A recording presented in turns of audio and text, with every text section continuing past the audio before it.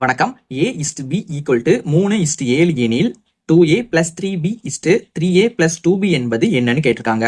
இப்ப நமக்கு ரெண்டு நம்பரை ரேஷியோல கொடுத்திருந்தாங்கன்னா நம்ம அதை ஃபிராக்ஷன்ல மாத்தி எழுதிக்கலாம். அதாவது a/b நம்ம a/b எழுதிக்கலாம். அப்ப நம்ம 3:7 என்ன பண்ணலாம்னா 3/7 போட்டுக்கலாம். இப்ப நமக்கு ஏனா 3ன்னு அர்த்தம், bனா 7ன்னு அர்த்தம்.